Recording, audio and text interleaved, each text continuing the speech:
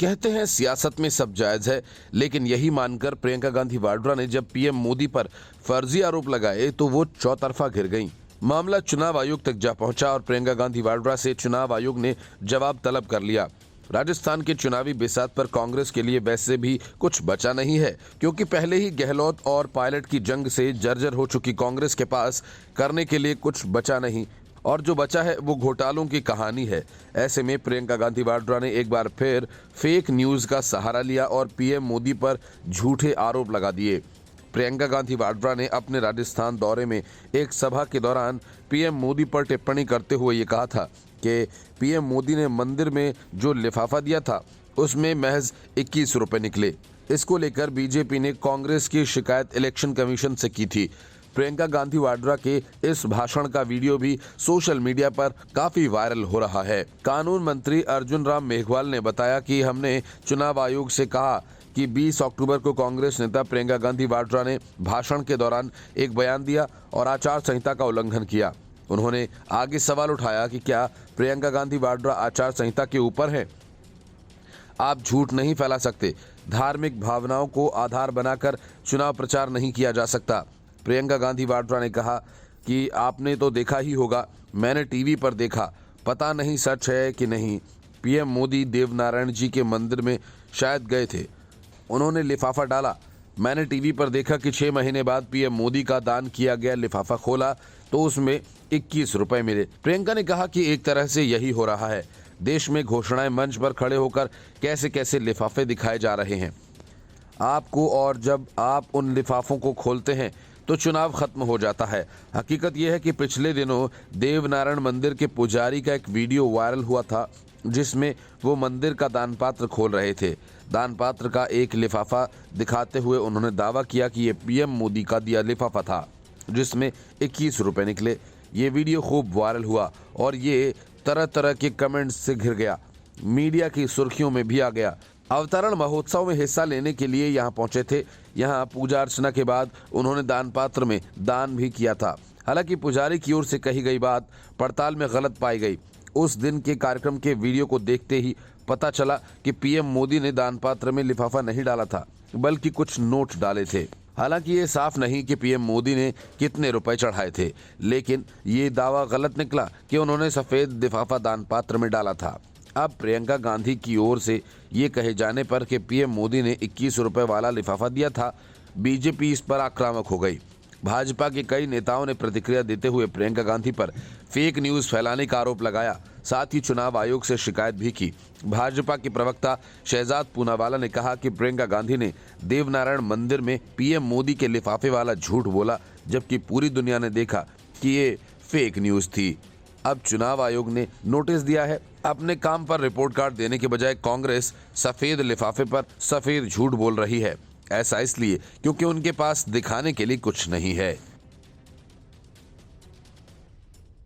दर्शन हीरानंदानी के माल पर ऐश करने वाली महुआ मोइत्रा पर मुसीबतों का पहाड़ टूटने ही वाला है।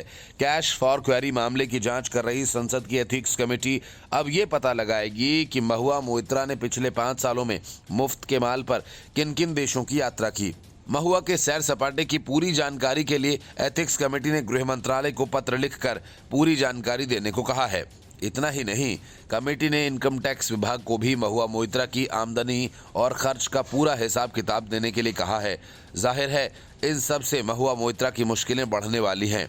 महुआ मोइत्रा को रिश्वत देने वाले, महुआ मोइत्रा के विदेशी सैर सपाटे का पूरा इंतजाम करने वाले दर्शन हीरानंदानी पहले ही ये सब कबूल कर चुके हैं कि महुआ उनसे रिश्वत लेती थीं और बदले में वे उनके लॉगिन का इस्तेमाल करके संसद में सवाल पूछते थे।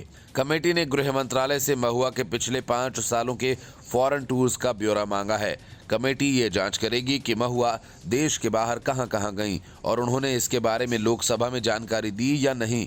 इसके बाद इनसे उनके संसद आई पर लॉगिन का मिलान किया जाएगा। मोइत्रा से जुड़े विवाद में आईटी मंत्रालय से पहले ही जानकारी मांगी जा चुकी है। ये फैसला 26 अक्टूबर को एथिक्स कमेटी की 3 घंटे चली पहली बैठक के बाद लिया गया। इसके पहले भाजपा सांसद निशिकांत दुबे और महुआ के वकील रहे जयअनंत देहद्राई कमेटी के सामने पेश हुए। महुआ मोइत्रा को कैश फॉर क्वेरी मामले में लोकसभा की एथिक्स कमेटी की ओर से 31 अक्टूबर को पेश होने के लिए समन जारी हुआ है। इस मामले में संसद की एथिक्स कमेटी ने आईटी मंत्रालय से महुआ मोइत्रा के संसदीय लॉगिन और लोकेशन की जानकारी मांगी है। एथिक्स कमेटी ने नवंबर में रिपोर्ट देने का निर्देश दिया है। संसद में सवाल पूछने के लिए संसद सदस्य पोर्टल के माध्यम से या फिर संसदीय सूचना कार्यालय से मुद्रित पत्रों की मदद से सवाल पूछ सकते हैं। इस सदस्य पोर्टल पर सवाल पूछने के लिए ही सांसदों को लॉगिन आईडी पासवर्ड दिए जाते हैं। बीजेपी सांसद निशिकांत दुबे ने महुआ मोइत्रा पर आरोप लगाया कि उन्होंने हीरानंदानी ग्रुप के सीईओ दर्शन हीरानंदानी से रिश्वत लेकर संसद में सवाल पूछे।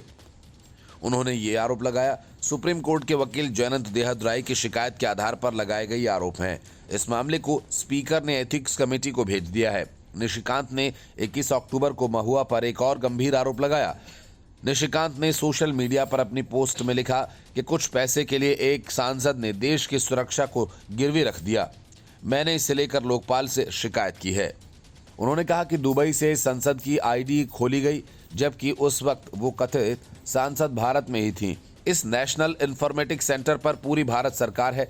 देश के प्रधानमंत्री, वित्त विभाग, केंद्रीय एजेंसियां यहां हैं।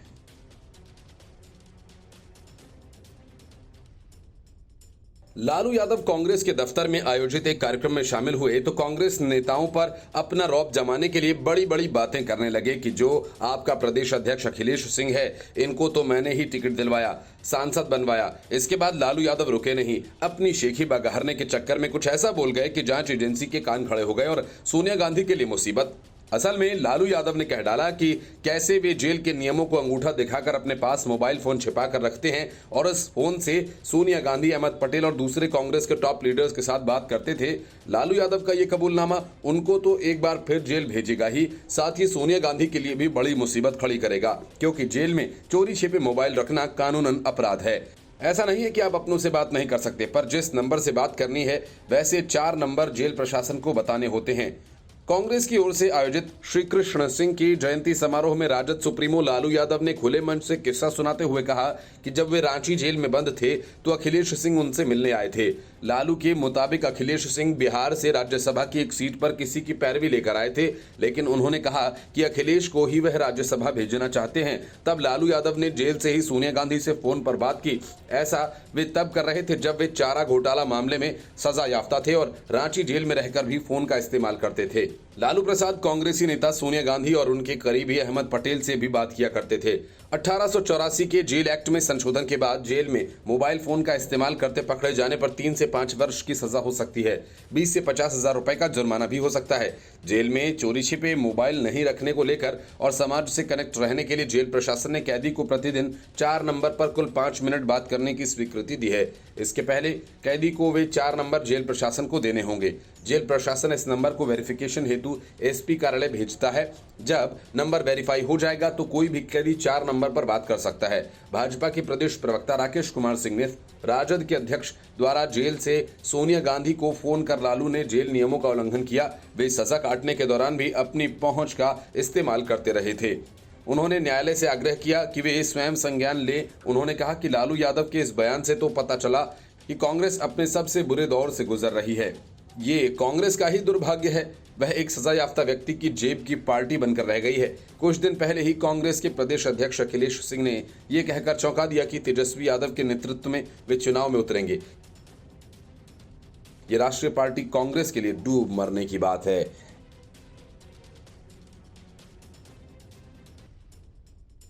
रिश्वत लेकर संसद में सवाल करने वाली महुआ मोइत्रा को जैसे ही एथिक्स कमेटी ने पेश होने के लिए समन भेजा, अब तक पूरे मामले पर बयानबाजी कर रही महुआ मोइत्रा के हाथों के तोते उड़ गए। वजह यह कि उनके खिलाफ सबूत तो सारे हैं, लेकिन बच निकलने का कोई रास्ता नहीं। इसी वजह से महुआ ने एथिक्स कमेटी के सामने पेश होने से इनकार कर दिया और इस इनकार के लिए महुआ मोइत्रा ने कुछ वैसा ही बहाना बनाया जैसा दर्शन हीरानंदानी के हलफनामों को लेकर उन्होंने इधर उधर की बातें कर डाली। महुआ मोइत्रा को संसदीय समिति ने 31 अक्टूबर को पूछताछ के लिए बुलाया है, लेकिन महुआ मोइत्रा ने पेश होने से इनकार कर दिया है। उन्होंने कहा कि मुझे नोटिस भेजने से पहले तो ये जानकारी टीवी पर ही साझा कर दी गई थी। उन्होंने साफ कहा कि मैं संसदीय समिति के सामने पूछताछ के लिए नहीं जाऊंगी। महुआ मोइत्रा ने एक्स पर लिखा कि एथिक्स कमेटी के चेयरमैन ने 31 अक्टूबर को पेश होने के समन की जानकारी मुझे आधिकारिक तौर पर ईमेल किए जाने से पहले लाइव टीवी पर दी थी। इसके अलावा सारी शिकायतें और एफिडेविट भी मीडिया में जारी कर दिए गए थे। महुआ ने कहा कि वो एथिक्स कमेटी के आगे 4 नवंबर के बाद ही किसी तारीख को पेश होंगी। उन्होंने कहा कि मेरे संसदीय क्षेत्र में कई कार्यक्रम हैं जो पहले से तय थे, अब उनके खत्म होने के बाद ही मैं पेश होंगी। महुआ पर आरोप लगे हैं कि उन्होंने कारोबारी दर्शन हीरानंदानी से कैश और गिफ्ट्स की एवज में संसद में गौतम अडानी को लेकर कई सवाल पूछे थे। दर्शन हीरानंदानी ने महुआ मोइत्रा के विदेशी टूर्स का सारा खर्च भी उठाया था और उनके बंगले का रिनोवेशन का खर्च भी हीरानंदानी ने अपनी जेब से दिया था। अब जिस हीरानंदानी की जेब को महुआ अपना एटीएम मानकर चल रही थी, उसी ने सब कुछ कबूल कर लिया, तो फिर महुआ मोइत्रा के पास अपने बचाव में कहने के लिए कुछ नहीं बचता, सिर्फ कुछ थोथे तर्कों के अलावा। इसके पहले कैश फॉर क्वेरी मामले की जांच कर रही संसद की एथिक्स कमेटी अब ये पता लगाने में जुट गई है कि महुआ मोइत्रा ने पिछले 5 साल में मुफ्त का माल किन किन देशों की यात्रा पर खर्च किया। महुआ के सैर सपाटे की पूरी जानकारी के लिए एथिक्स कमेटी के द्वारा गृह मंत्रालय को पत्र लिखकर पूरी जानकारी देने को कहा गया। इतना ही नहीं, कमेटी ने इनकम टैक्स विभाग से भी महुआ मोइत्रा की आमदनी और खर्च का पूरा हिसाब किताब मांगा है। जाहिर है कि इन सब से महुआ मोइत्रा की मुश्किलें बढ़ने वाली हैं। महुआ मोइत्रा को रिश्वत देने वाले, महुआ मोइत्रा के विदेशी सैर सपाटे का पूरा इंतजाम करने वाले दर्शन हीरानंदानी ने पहले ही ये सब कुछ कबूल कर लिया है कि महुआ उनसे रिश्वत लेती थी और बदले में उसके लॉगिन का इस्तेमाल करके वे संसद में सवाल पूछते थे। कमेटी ने गृह मंत्रालय से महुआ के पिछले 5 सालों के फॉरेन टूर का ब्यौरा मांगा है। कमेटी ये जांच करेगी कि महुआ देश के बाहर कहां कहां गईं और उन्होंने इसके बारे में लोकसभा में जानकारी दी या नहीं। इसके बाद इनसे उनके सांसद आई पर लॉगिन का मिलान किया जाएगा। मोइत्रा से जुड़े विवाद में आईटी मंत्रालय से पहले ही जानकारी मांगी जा चुकी है। ये फैसला 26 अक्टूबर को एथिक्स कमेटी की 3 घंटे चली पहली बैठक के बाद लिया गया। इसके पहले भाजपा सांसद निशिकांत दुबे और महुआ के वकील रहे जय अनंत देहदराई कमेटी के सामने पेश हुए। दिल्ली शराब घोटाला मामले में पकड़े गए संजय सिंह की न्यायिक हिरासत की अवधि खत्म होने के बाद संजय सिंह को अदालत में पेश किया गया। इस मौके पर दिल्ली की सड़कों पर हुड़दंग मचाने की अरविंद केजरीवाल ने पूरी तैयारी कर रखी थी। पंजाब से लेकर यूपी तक से लोग हंगामा मचाने के लिए बुलाए गए थे। वे आए और हंगामा भी हुआ। इन सब के बीच संजय सिंह को कोर्ट ने एक बार फिर 14 दिन की न्यायिक हिरासत में भेज दिया। संजय सिंह को पता है कि उन्हें आसानी से मुक्ति मिलने वाली नहीं है, क्योंकि उन्होंने कैश 2 करोड़ रुपए की रिश्वत ली थी। इसलिए कोर्ट में आकर संजय सिंह ने सियासी भाषण जरूर दिया। कोर्ट ने मना किया, लेकिन उसके बावजूद संजय सिंह ने मीडिया को देखकर एक बार फिर टिप्पणी कर डाली। लेकिन जो हाल महुआ मोइत्रा का हुआ, उसे देखते हुए संजय सिंह ने अडानी का नाम तो नहीं लिया। उन्होंने इतना ही कहा कि सत्ता से संघर्ष जारी रहेगा। कोर्ट ने पेशी के दौरान मीडिया से बातचीत नहीं करने को कहा था। संजय सिंह को 14 दिन की न्यायिक हिरासत खत्म होने के बाद ईडी ने राउजनी कोर्ट में पेश किया। कड़ी सुरक्षा के बीच कोर्ट पहुंचे संजय सिंह ने लॉबी में मीडिया कैमरों की ओर देखते हुए टिप्पणी की और कहा कि सत्ता से संघर्ष जारी रहेगा। पिछली सुनवाई के दौरान भी संजय सिंह ने पीएम मोदी को लेकर टिप्पणी की थी। 10 अक्टूबर को भी पेशी के दौरान संजय सिंह ने पीएम मोदी को लेकर टिप्पणी की थी। ईडी की ओर से इस बात को उठाने के बाद कोर्ट ने संजय सिंह को नसीहत दी थी कि वे पेशी के दौरान मीडिया से बात न करें, क्योंकि इससे सुरक्षा में समस्या पैदा होती है।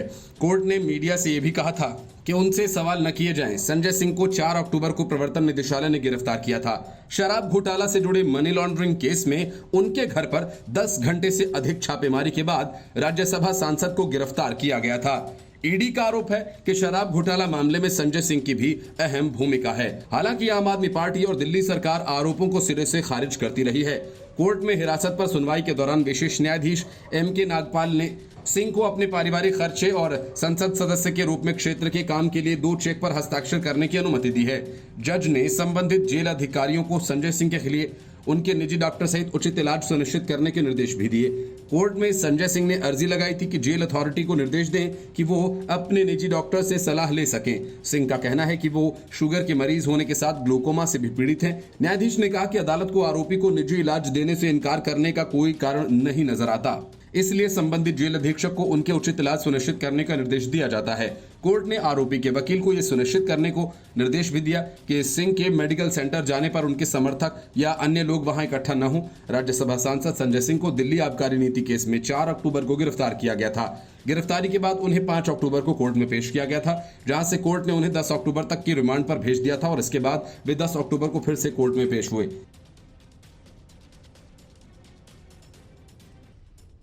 महुआ मोइत्रा को लेकर ममता बनर्जी दोहरे संकट में घिर गई हैं। हालांकि इस संकट को टालने के लिए ममता बनर्जी और पूरी टीएमसी ने महुआ से दूरी बना ली है, लेकिन संकट है कि टला नहीं। एथिक्स कमेटी के फैसले में अगर महुआ दोषी पाई जाती हैं, जिसकी संभावना सबसे ज्यादा है, तो फिर लोकसभा चुनावों में पश्चिम बंगाल में बीजेपी इसे सबसे बड़ा मुद्दा बनाएगी और ममता बनर्जी के पास तब कहने के लिए कुछ नहीं होगा। कैश फॉर क्वेरी मामले में भाजपा नेता निशिकांत दुबे ने लोकपाल से भी शिकायत की है। इस पूरे घटनाक्रम के बीच ममता बनर्जी की चुप्पी हैरान करने वाली है। हाल के सालों में संभवतः यह पहला मौका है जब ममता बनर्जी अपनी पार्टी के किसी वरिष्ठ नेता के खिलाफ इस तरह के हमले पर चुप हैं। ममता बनर्जी 26 अक्टूबर को लंबे अंतराल के बाद पार्टी दफ्तर पहुंची, लेकिन उन्होंने महुआ मोइत्रा मामले पर कुछ नहीं कहा। लेकिन टीएमसी के कई नेताओं के घर ईडी की रेड पर जरूरी प्रतिक्रिया दी। ऐसे में सवाल यह है कि आखिर ममता बनर्जी चुप क्यों हैं? तृणमूल कांग्रेस से जुड़े सूत्र कहते हैं कि इस बात की ज्यादा संभावना है कि महुआ ने अपनी संसदीय लॉगिन आईडी पासवर्ड बिजनेसमैन दोस्त दर्शन हीरानंदानी से शेयर किया होगा। मोइत्रा ने खुद एक बार भी आधिकारिक तौर पर इससे इनकार नहीं किया, बल्कि लगातार कहती रहीं कि दूसरे सांसद भी ऐसा करते हैं। ऐसे में ममता बनर्जी के लिए खुलकर उनका समर्थन करना मुश्किल काम है। माना जा रहा है कि अगले साल लोकसभा चुनाव होने हैं और ऐसे में ममता बनर्जी ने इस पूरे मामले पर बहुत सावधानी से आगे बढ़ने का फैसला किया है। ममता बनर्जी को यह लगता है कि अगर एथिक्स कमेटी में मामला सही निकला तो लोकसभा चुनाव में बीजेपी इसे बड़ा मुद्दा बनाएगी और टीएमसी के खिलाफ बैकफायर कर सकता है। सिर्फ ममता ने ही नहीं, तृणमूल कांग्रेस ने भी इस पूरे विवाद से खुद को अलग कर लिया है। आधिकारिक तौर पर कोई बयान नहीं दिया गया। पिछले हफ्ते टीएमसी के एक वरिष्ठ नेता डेरेक ओब्रायन ने कहा कि महुआ मोइत्रा ने पहले ही अपना स्टैंड क्लियर कर दिया है। हमें संसद की एथिक्स कमेटी की जांच रिपोर्ट का इंतजार है। ममता बनर्जी या तृणमूल कांग्रेस के तमाम नेताओं ने भले ही महुआ मोइत्रा के साथ न दिया हो, लेकिन एक नेता खुलकर उनके साथ खड़ा है। उसे ममता बनर्जी का दाहिना हाथ भी कहा जाता है। वो हैं कोलकाता के मेयर फिरहाद हाकिम। उन्होंने खुलकर महुआ का समर्थन करते हुए कहा कि महुआ के खिलाफ जानबूझकर साजिश रची गई ताकि उन्हें चुप कराया जा सके।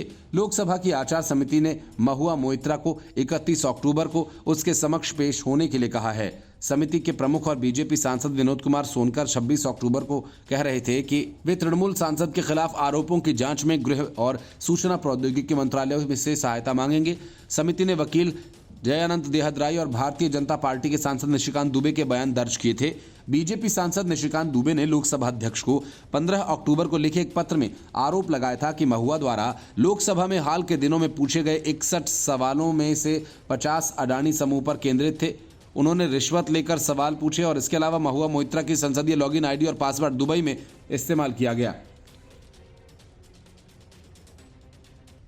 एक साल पहले जब ममता बनर्जी के मंत्री पार्थ चटर्जी को शिक्षक भर्ती घोटाला मामले में सीबीआई ने गिरफ्तार किया था, ममता बनर्जी तब भी इतना बौखलाई नहीं थी। पार्थ चटर्जी के घर से काले धन का अंबार निकला। ममता बनर्जी ने उनसे दूरी बना ली।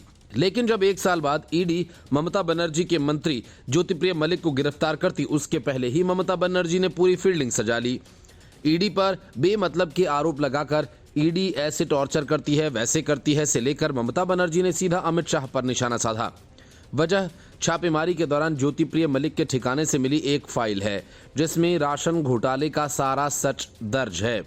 सूत्रों का कहना है कि घोटाले की रकम किस किस को दी गई, इसका पूरा ब्यौरा ईडी के हाथ लग चुका है। यही वजह है कि ममता बनर्जी को ज्योतिप्रिय मलिक के बचाव में खुद आगे आना पड़ा।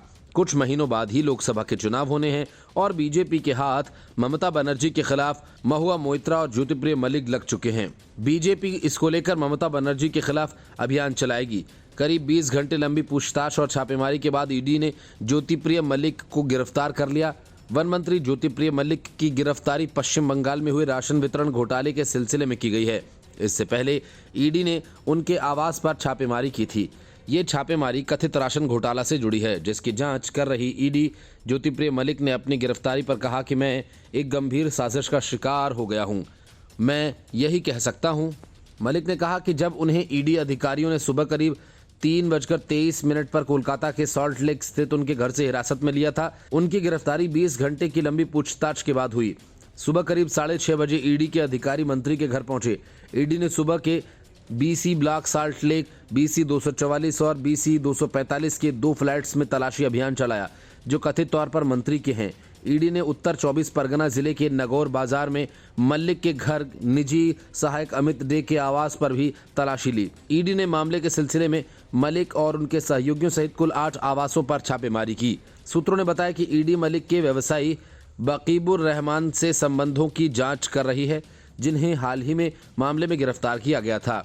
ईडी कथित तौर पर करोड़ों रुपए के राशन घोटाला मामले की जांच कर रही है। ज्योतिप्रिय मलिक वन मंत्री बनने से पहले खाद्य मंत्री का कार्यभार संभाल रहे थे। पश्चिम बंगाल में ममता बनर्जी के मंत्रियों पर पहले भी छापेमारी होती रही है। इससे पहले प्रवर्तन निदेशालय ने इस कथित घोटाला मामले में चावल मिल मलिक बकीबुर रहमान को गिरफ्तार किया था।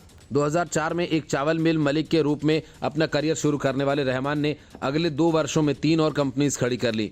ईडी अधिकारियों के अनुसार रहमान ने कथित तौर पर शेल कंपनीज की सीरीज खोली और पैसे निकाले। ईडी के सूत्रों के अनुसार रहमान ने खाद्य विभाग में अपनी जड़ें जमाई और राशन विभाग में अपने रैकेट के जरिए जनता के लिए आवंटित खाद्यान्न को अवैध रूप से बेचकर पैसे की हेराफेरी की।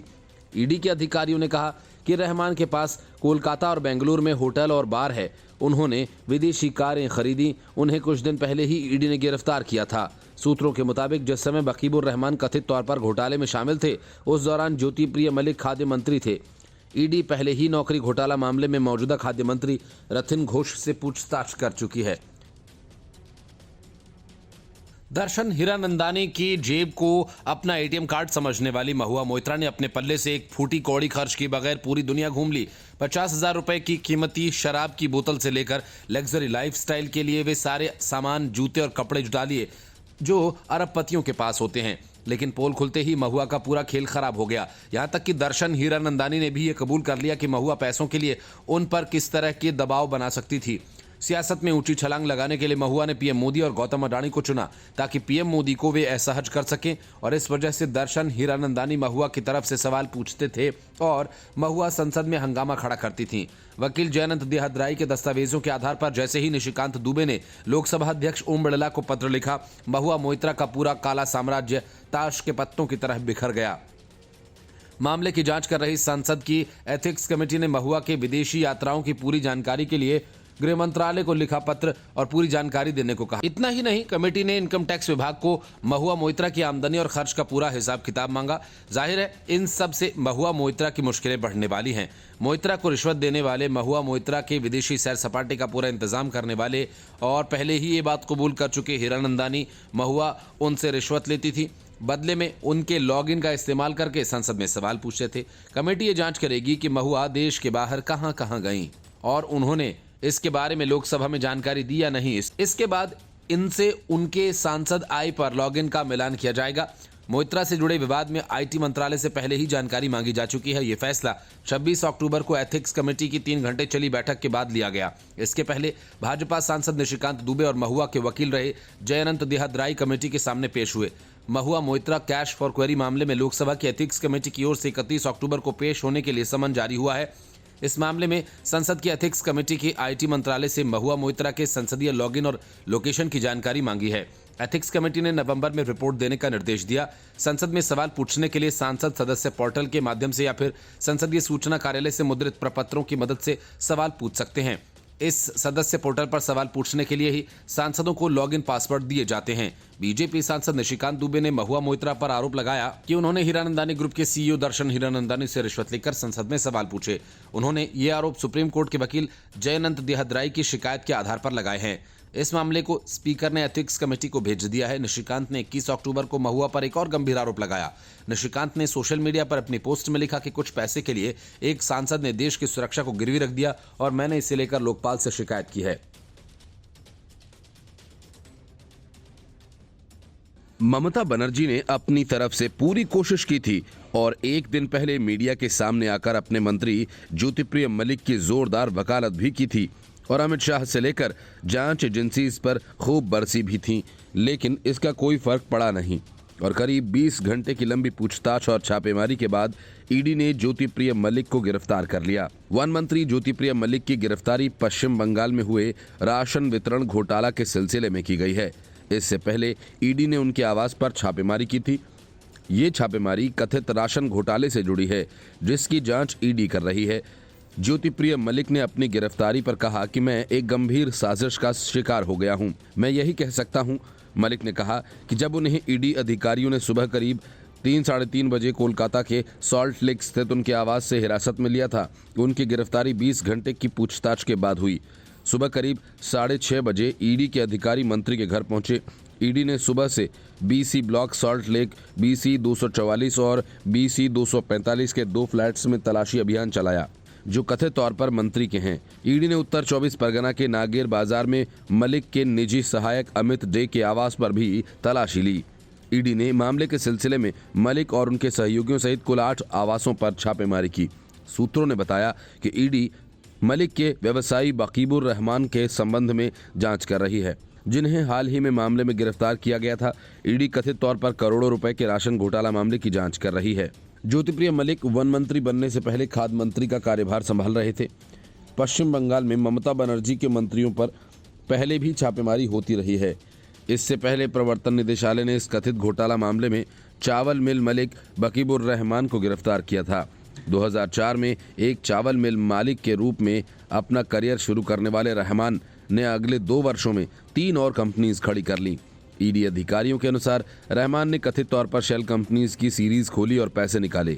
ईडी के सूत्रों के अनुसार रहमान ने खाद्य विभाग में अपनी जड़ें जमाई और राशन विभाग में अपने रैकेट के जरिए जनता के लिए आवंटित खाद्यान्न को जो अवैध रूप से बेचकर पैसे की हेराफेरी की गई। ईडी के अधिकारियों ने कहा कि रहमान के पास कोलकाता और बेंगलुरु में होटल और बार हैं। उन्होंने विदेशी कारें खरीदी। उन्हें कुछ दिन पहले ही ईडी ने गिरफ्तार किया था। सूत्रों के मुताबिक जिस समय बकीबुर रहमान कथित तौर पर घोटाले में शामिल था, उस दौरान ज्योतिप्रिय मलिक खाद्य मंत्री थे। ईडी पहले ही नौकरी घोटाला मामले में मौजूदा खाद्य मंत्री रथिन घोष से पूछताछ कर चुकी है। तृणमूल नेता और राज्य की मंत्री शशि पांजा ने मलिक के आवासों पर छापेमारी की आलोचना करते हुए कहा, ये विजयदशमी के अवसर पर बंगाल की संस्कृति पर हमला है। ये बदले की राजनीति के अलावा और कुछ नहीं है। हमने देखा है कि दुर्गा पूजा से पहले हमारे नेताओं के परिसरों पर उस समय छापे मारे गए थे, जब हम महात्मा गांधी राष्ट्रीय ग्रामीण रोजगार गारंटी अधिनियम के तहत निधि जारी किए जाने की मांग को लेकर प्रदर्शन कर रहे थे। पांजा ने कहा कि हम ऐसे तलाशी अभियानों से हैरान नहीं हैं, क्योंकि केंद्रीय एजेंसीज ने निशाना बनाने के लिए कुछ लोगों की पहचान की और ये जारी रहेगा। दूसरी ओर भाजपा नेता राहुल सिन्हा ने आरोप लगाया कि तृणमूल कांग्रेस भ्रष्टाचार में गहरे तक डूबी हुई है। सिन्हा ने कहा कि तृणमूल के कई नेताओं पर भ्रष्टाचार के आरोप लगे हैं। उन्होंने कहा कि जब भी ईडी या सीबीआई तृणमूल नेताओं के आवासों पर छापे मारती है, तो वे इसे गलत और इस तरह की कार्रवाई को राजनीति से प्रेरित बताते हैं। हकीकत तो ये है कि तृणमूल के लगभग हर नेता पर भ्रष्टाचार के आरोप लगे हैं। Bureau report, news of India.